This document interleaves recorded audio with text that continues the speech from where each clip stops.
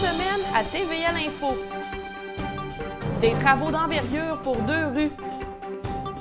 Un nouveau nom pour la salle d'entraînement. Le cross-country rassemble 720 coureurs.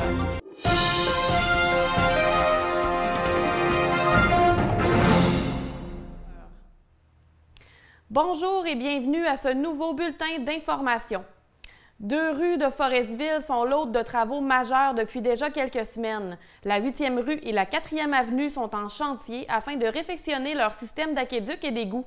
La ville de Forestville a lancé l'appel d'offres pour la réalisation de ces travaux lors de la saison estivale. Ces 2 rues ont été ciblées par le conseil municipal puisque leurs systèmes d'aqueduc et d'égouts sont les plus âgés de toute la ville, datant d'au moins 75 ans selon la mairesse Micheline Anctil.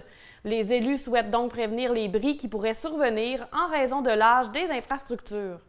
L'instance municipale a accordé le contrat en assemblée municipale le 10 septembre. C'est Entreprise Jacques Dufour Construction qui a proposé la plus basse soumission conforme, s'élevant à 1,6 million de dollars avant les taxes. Notons que les travaux doivent absolument être terminés d'ici la fin décembre, sinon la ville de Forestville perdra une aide financière de 1,1 million de dollars remise par la taxe sur l'essence et contributions du Québec dans le cadre de ce projet. Un délai d'environ 6 à 7 semaines était envisagé avant le début du chantier. Les travaux vont bon train et aucun retard n'a été cumulé jusqu'à maintenant par l'entrepreneur. En plus des nouvelles infrastructures d'aqueduc et d'égouts, l'asphaltage des 2 rues est au programme. La salle d'entraînement de Forestville portera désormais un nouveau nom en l'honneur d'un de ses anciens employés. La télévision du littoral était présente lors du dévoilement. Voici mon reportage. La salle d'entraînement de Forestville a été aménagée en 2017 et elle était demeurée sans nom jusqu'à maintenant. Elle a été nommée en l'honneur du passionné de l'activité physique et des saines habitudes de vie, Yvon Desbiens.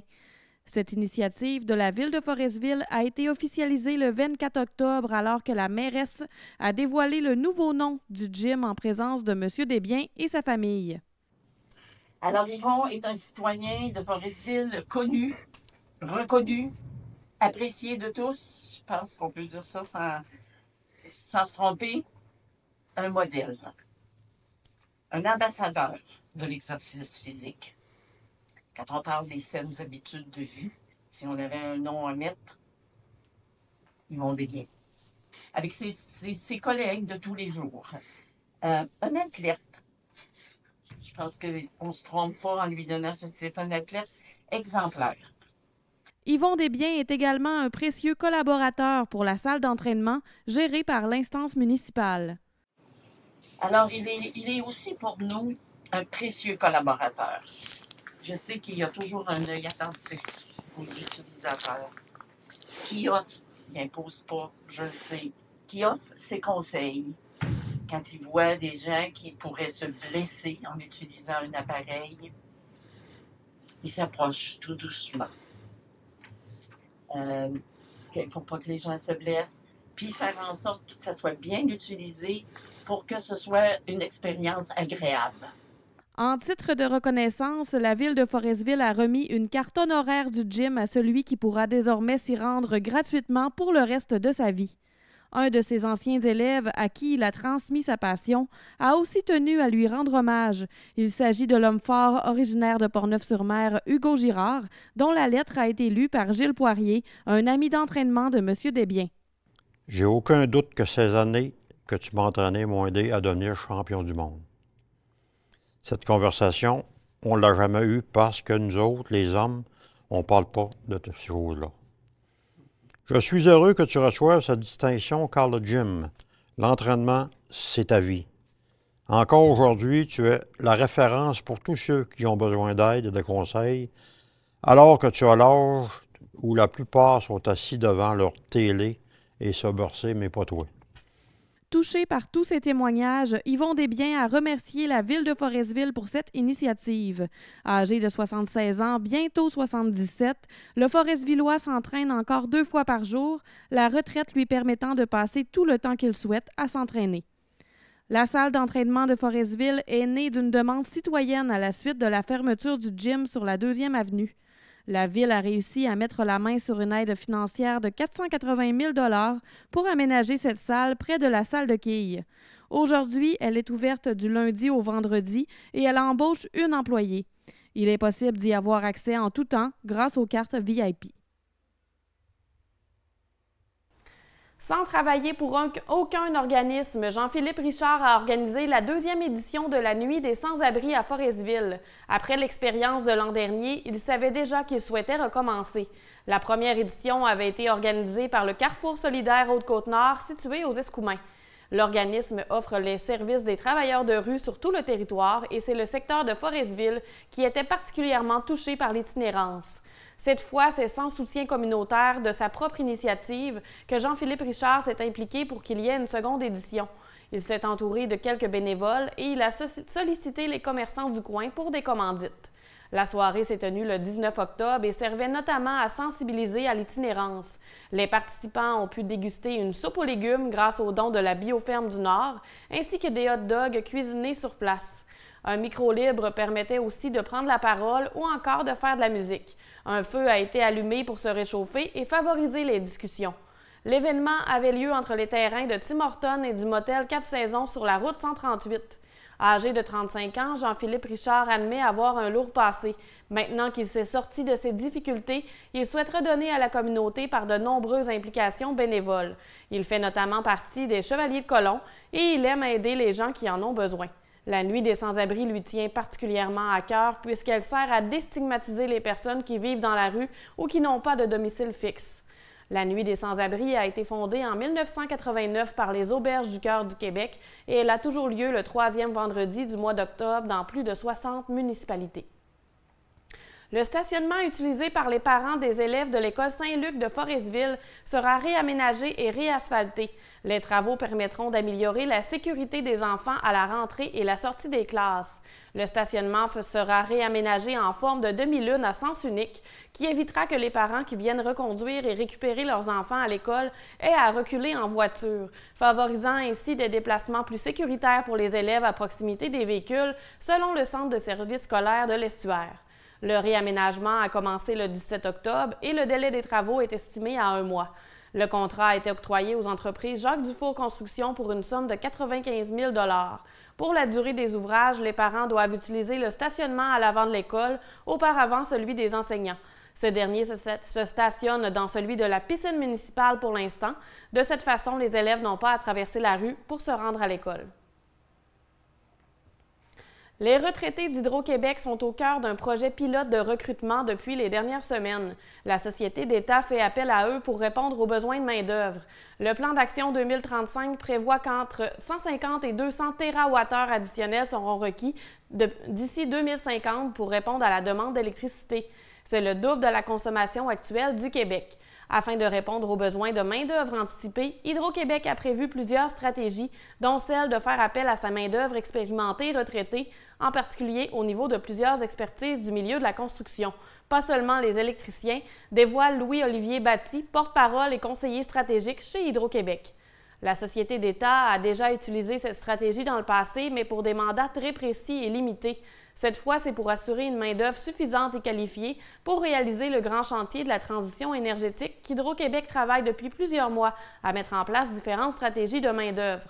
Les personnes retraitées pourraient être appelées à partager leurs connaissances aux nouvelles générations d'employés ou encore à combler des besoins de main-d'œuvre temporaires et ponctuels pour réaliser les opérations de maintenance et ou de projets de construction, explique le porte-parole en précisant qu'elle bénéficie des mêmes avantages que les personnes employées actuellement.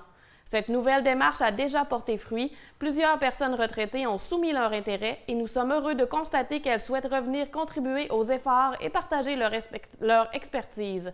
À ce moment, Hydro-Québec n'a toujours pas déterminé le nombre de postes à combler par région. Le calcul sera fait dans les prochains mois, mais assurément, la Côte-Nord sera une des régions où il y aura des postes à combler.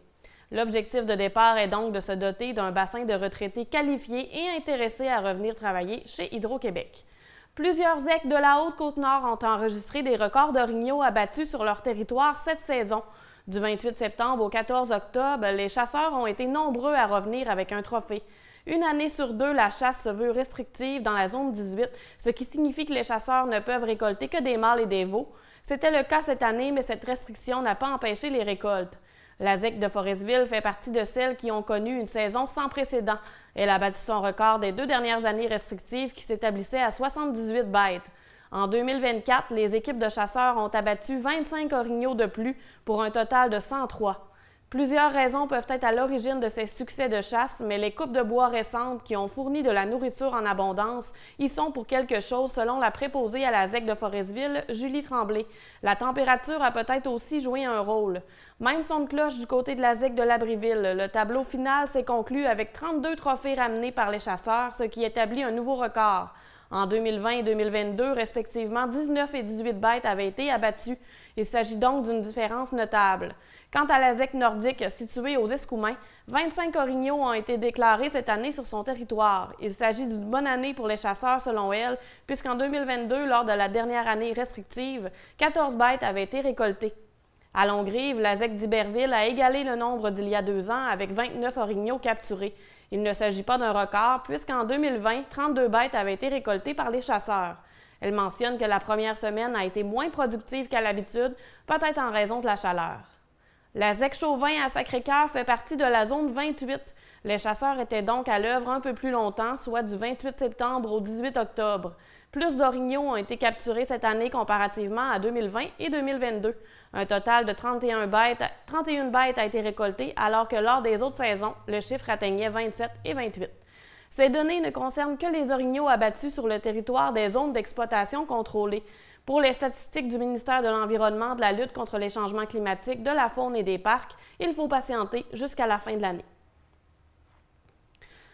Plus de 700 jeunes d'un peu partout sur la Côte-Nord ont franchi la ligne de départ du cross-country régional le 19 octobre à Forestville. Les meilleurs coureurs de la région ont été sélectionnés pour le championnat provincial. Éric Boucher, directeur du réseau du sport étudiant du Québec sur la Côte-Nord, ne pouvait que se réjouir de la température pour une rare fois. C'est la première fois en 5 ans que Dame Nature est du côté de l'événement, ce qui a facilité le travail des bénévoles. C'est sous le soleil et 13 degrés Celsius que les coureurs âgés entre 4 et 17 ans ont pris part à la compétition qui démarrait à la piste d'athlétisme de la Polyvalente des Rivières. Les plus âgés ont commencé en matinée et la journée s'est conclue avec les plus petits du primaire. L'ensemble des écoles de la région étaient représentées. Il y a quelques écoles primaires qui étaient absentes, surtout du côté de l'Est, mais la majorité des écoles primaires ont participé, selon M. Boucher, qui qualifie les 725 inscriptions comme un succès. Lors de la remise des médailles et des bannières en après-midi, on a pu observer une diversité dans les écoles gagnantes. Sur le total des compétiteurs, seulement une cinquantaine représentera la Côte-Nord au championnat provincial le 26 octobre à Saint-Lazare. La plupart d'entre eux sont des médaillés d'or des catégories moustiques à juvéniles. M. Boucher n'a pas manqué de remercier les précieux bénévoles sans qui l'organisation d'un tel événement sportif serait impossible. Les élèves en provenance de l'extérieur ont été accueillis pour la nuit du vendredi à la Polyvalente. De plus, des repas ont été fournis à tous les participants. Le comité organisateur était sous la gestion de l'enseignant Gino Jean. 10 écoles sont reparties avec des bannières championnes selon les catégories. Au niveau primaire, Bécomo a remporté 3 des 4 récompenses, tandis que les Escoumins ont fait leur preuve dans la catégorie moustique féminin. Du côté du secondaire, l'école Manicouté de Sept-Îles a mis la main sur 2 bannières, tout comme l'école secondaire Serge Bouchard de Bécomo. Pour une rare fois, le Réseau des sports étudiants du Québec-Côte-Nord a dû remettre 2 bannières dans la catégorie cadet féminin en raison d'une égalité entre 2 écoles.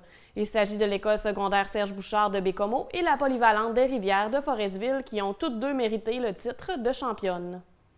C'est ce qui met fin à ce bulletin d'information. Merci d'avoir été à l'écoute et à la semaine prochaine.